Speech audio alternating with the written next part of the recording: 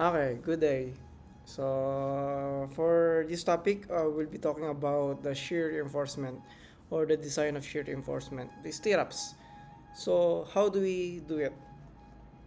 So, this is a figure na to. May makikita kayo dito sa screen natin. This is the typical design of a beam, di ba? Kadalasan, or most of the time, yung top bar sa end span, ito, kung mapapansin nyo to, yung top bar sa end span, mas laging maraming bakal doon. 'Di ba? Kaya pag single reinforce diyan lagi may bakal. Pero of course, in reality, we have to put some rebar din dito para kailangan kasi meron din rebar dito para pagkapitan ng stirrups, 'di ba? Sa midspan, positive moment siya kaya yung bakal niya nasa ilalim. Dito maraming bakal. Pagdating sa dulo ulit, marami ulit bakal sa taas. Bakit yan? Tanyo yung cracks, dyan din nagsisimula yung mga cracks. So, that's the other reason bakit kailangan naglagay ng bakal dyan. Now, yung stirrups pa paano? Lagi, sa support, confine yung stirrups doon. Siksik doon, konti lang spacing maliit. Why? Una, because of the failure. But the main reason is mataas ang shear doon. Kasi ang stirrups, tinutulungan niya yung shear capacity mo. Unlike the main rebar, ang tinutulungan naman niya yung moment capacity mo, the MN. Now, paano itong drawing ko dito? Ito kaya makakita kayo pag nakakita kayo ng beam, masinsin sa dulo, maluwag sa gitna. Yan ang reason yan.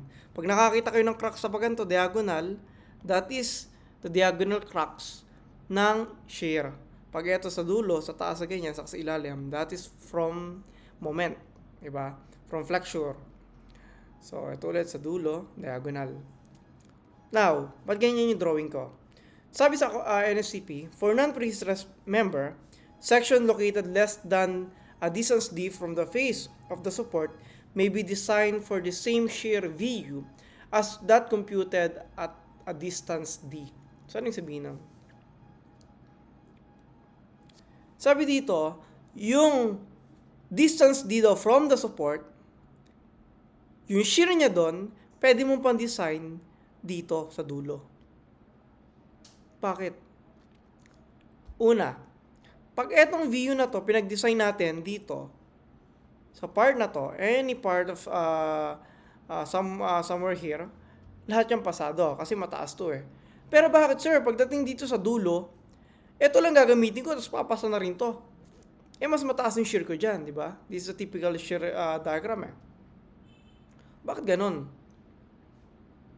It is because of the failure. Pag nag-fail kasi yan due to its cracks. Pag nag-fail yan, ito siya. Diba? So makikita nyo, hindi buo yung load na nakuha niya. Hanggang dito lang yung load na yan. So pag kinat down natin yan, makakakuha tayo ng VU critical. So that's the reason bakit pwede mong i-design yung the rest of the beam here ng VU lang dito sa face, a distance d from the face of the support. Okay? So that's the reason. Because of its failure, makita nyo yung cracks niya. This is distance d eh. So, W minus yung W dito sa part na to. So, yun yung VU natin. So, paano yung VU? Sige, solve ko yung VU. Paano pag hinahanap yung VU critical? So, let's solve for VU critical. VU critical. So, madali lang to. Di ba? Pag sa dulo ng shear diagram, ang pataas doon, it is because of the support, di ba? So, we want to get the reaction at this point, di ba? So, madali lang to. Pag ginamit natin yung load, it's just W, U, times the length. Anong length niya? Ang length niya is ln, kasi di ba ln itong buo na to, minus 2D. Diba? Saan yung 2D na yan? Ito, 2D to eh. So, WU multiply by ln minus 2D. Kasi yung ln niya, yung length niya, hindi na buo. Diba? Hanggang dito lang kukunin mo eh. Divided by 2. O, yan lang. Diba? other formula, pag binigay na yung reaction at this point, yung sa dulo, from the face of the support, paano pag binigay na yan? O, di gamitin mo yung R minus W, U, D. Nagets ba to? Yung R mo dito, di ba may R ka dito, given, kung lang given given to. Kailangan, isubtract mo yung W multiply by D, itong part na to, para makuha mo yung VU critical. Okay? Kasi di ba, itong part na to, pag ito lang ginamit mo reaction na to, ito yung VU na makukuha mo. Itong nasa taas na to. We want to get this. So, we want to subtract R, yung reaction mo dito, minus WU multiply by D. Pag ito ginamit mo, dito ka sa load tumingin. Di ba? Sa loob ka tumingin. WU multiply by the length, which is ln minus 2D, kasi dalawa yung D sa gilid, over 2. So, makukuha mo yung VU critical. So, that's how you get the VU critical. So, para saan ba to? Actually, pwede mo naman talaga siya i-design here. Diba? Kaso, over-design ka na. Sayang yung mga stirrups mo doon. So, pwedeng ang gamitin mo lang yung sa NSCP, sabi niya, pwede mo i-design yung last part na to, yung from the face of the support to the distance D, gamit yung VU critical at this point then. So, this is the VU critical. The shear critical. Okay? So, lagi bang ganito? No. May condition na binigay yung NSCP. Ano yung tatlong condition na yun? Dapat daw, masatisfy niya itong tatlo. Support reaction in direction of applied shear introduces compression at the end of the member. So, para mapadali lang siya, ayan, i-highlight ko na, compression into the end. So, dapat, iniipit yung dulo. Diba? Kasi pag hindi siya iniipit, for example, mag-drawing ako dito. Kung nga yung beam mo, ito. Pataas. Ayan. Siyempre, may reaction ka dito, di ba? Pataas. Ito yung beam mo. Pag naglagay ka dito ng load, naglagay ako dito ng load, this WU. Yung crack ko, hindi na from the face D. Kasi dito, tanyo, yung crack ko mula dito eh. Yan yung crack ko. Dito. Dito hindi na. Kasi pataas hindi ka iniipit. Magiging crack mo dyan, paano nang crack? Ganito na crack mo. Therefore, nabuo yung WU.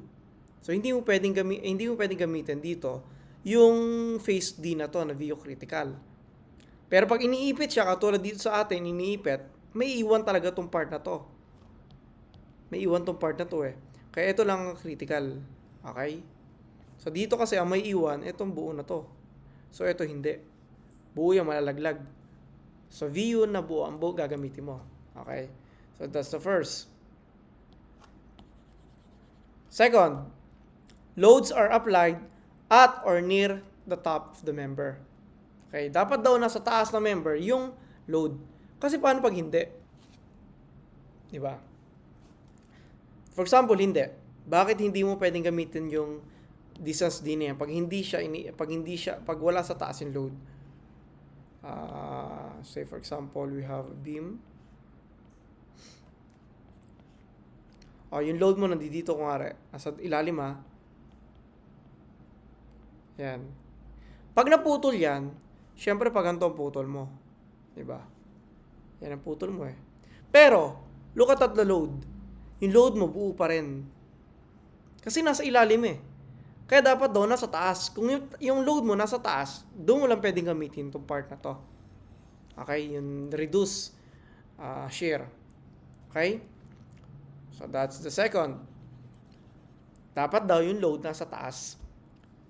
Third, no concentrated loads occur between the face of the support and the location of critical section. Bawal daw yung maglalagay ka ng load dito. Sa face D.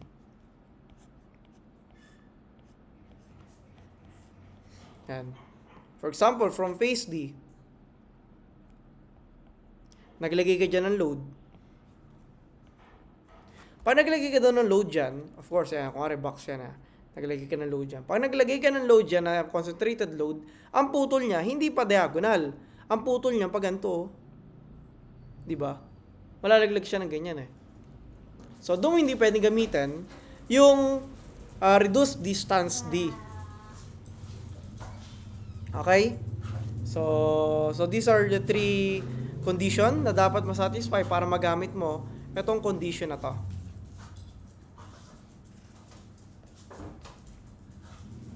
So, try natin to.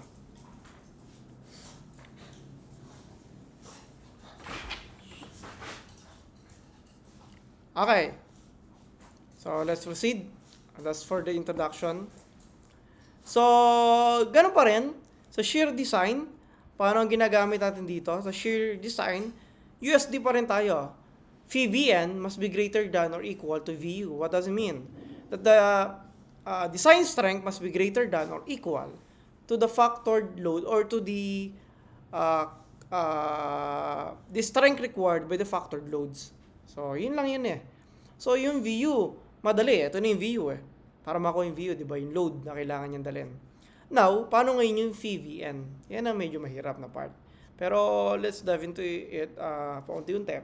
Una, yung Phi, alam naman natin, that is just the reduction factor.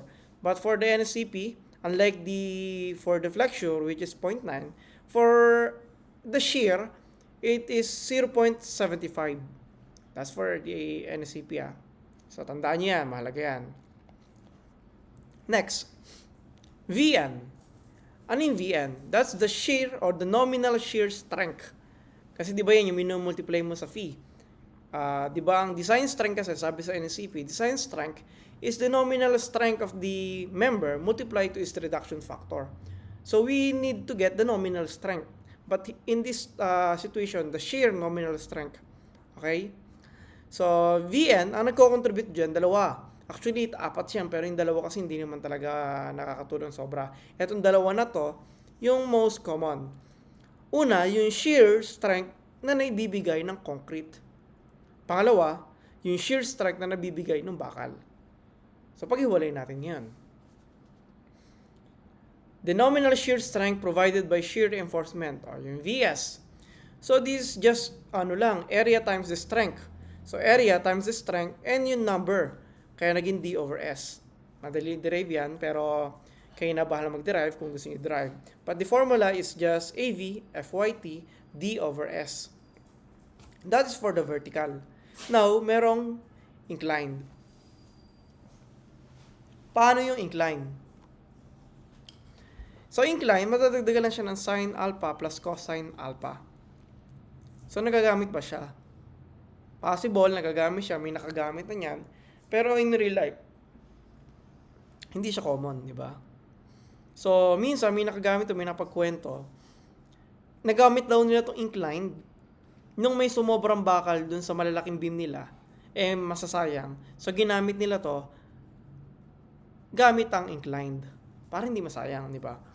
So, actually, inclined is better than the vertical stirrups lang. Why? Kasi if you look at this, pag nag-cut ka dyan ng section, isa lang ang tatamaan mo pag vertical. Pero pag nag-cut ka ng section, for example here, nag-cut ka ng section sa part na to, makikita mo, maraming stirrups ang tatamaan. So, maraming shear reinforcement.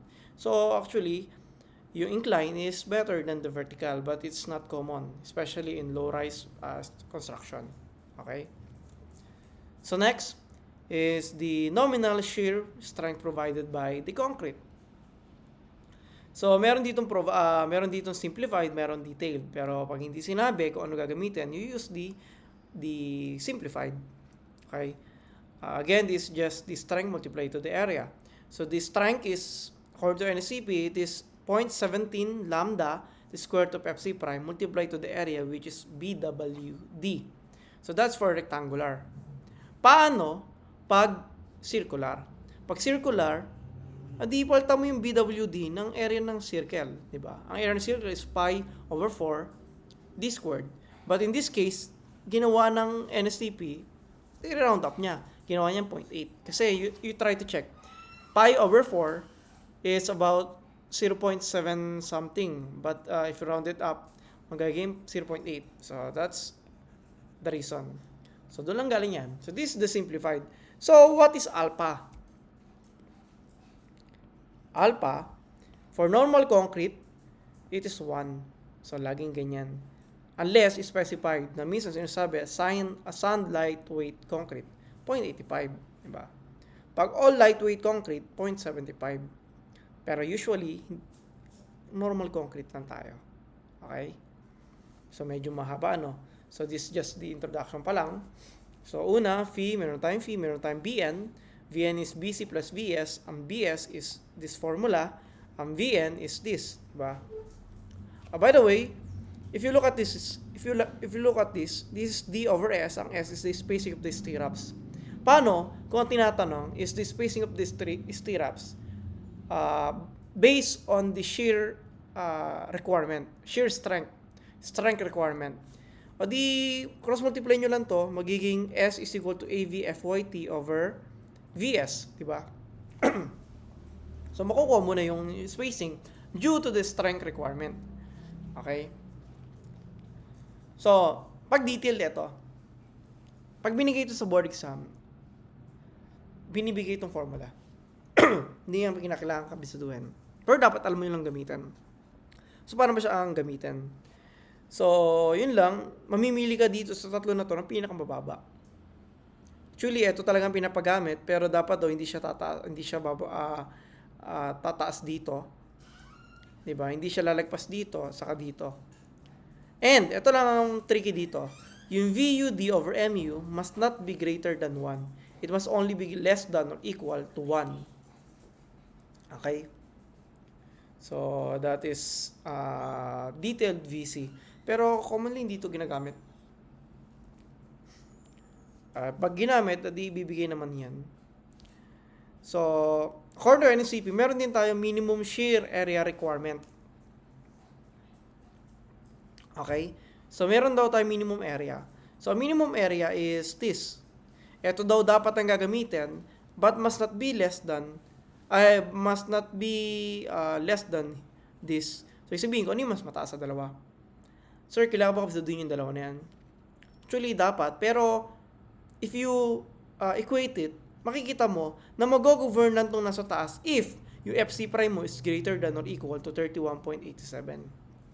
Pag less than 31.87 yan, ito lang mag-govern. So, di ba, sa board exam, lagi naman less than 30 megapascal. So, kung may kakalimutan ka, ito ang kalimutan mo, wag to. Di ba? So, yan hindi nyo kailangan i-check parehas. So, meron na tayong minimum shear area requirement. O, paano pag sinabi? Spacing, 0.062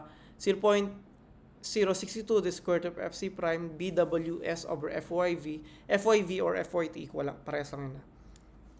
Para pag inahanap is the spacing due to the minimum area requirement. Minimum shear area requirement. Di, simplify mo lang ulit. Lipat mo sa kabila to. Diba? Madali lang to AV over AV multiplied by FYV over 0.062 square root of FC prime BW. So, laruin nyo lang to. Pero may bibigyan akong step sa inyo. Okay? So, dalawa na. Meron tayong spacing pwedeng gamitin sa shear reinforced requirement. At meron din tayo sa minimum area. Diba? So, eto, sinimplify ko na siya. May additional kasi dito na requirement.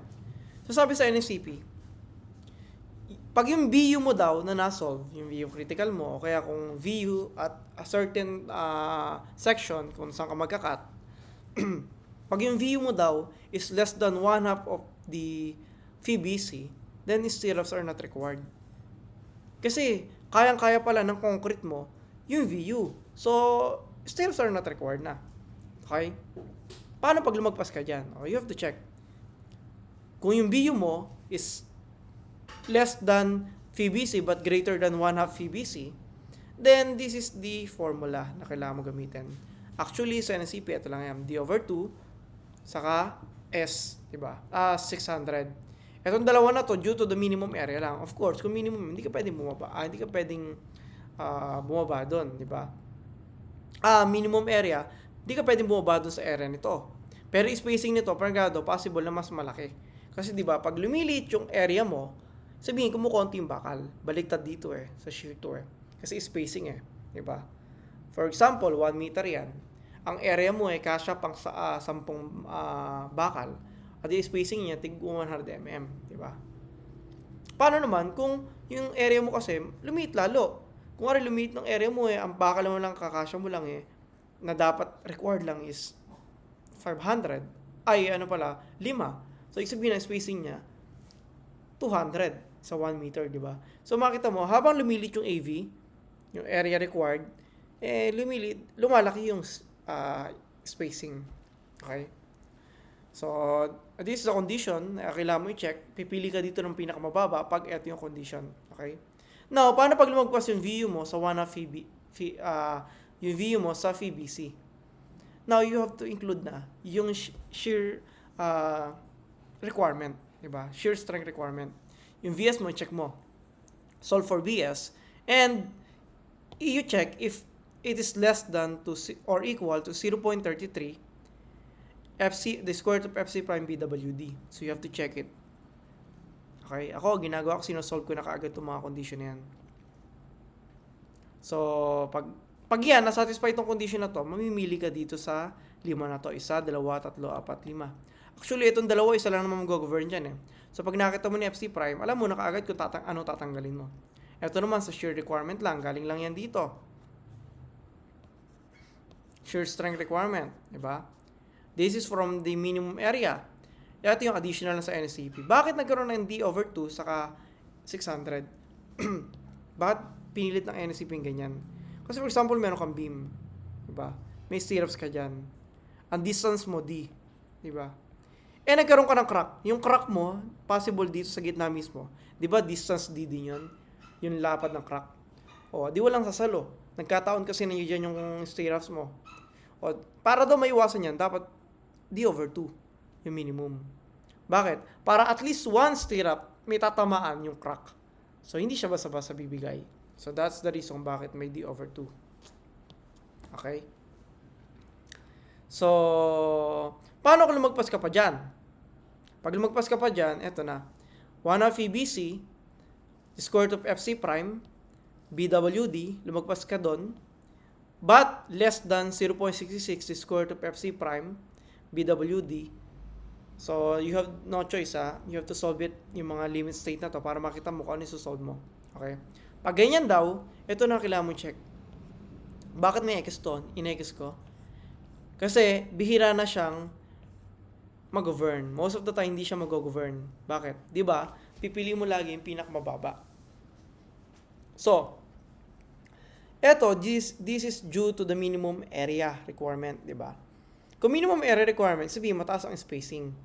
Diba?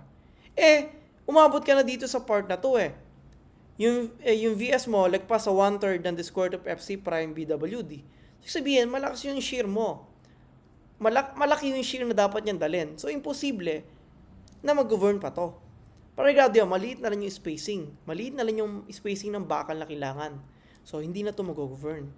So, pwede mo itong kalimutan pag ito ang case. Okay? So, possible dito yan mag-govern or dito. Tanyo, mas naging masinsen, D over 2 na.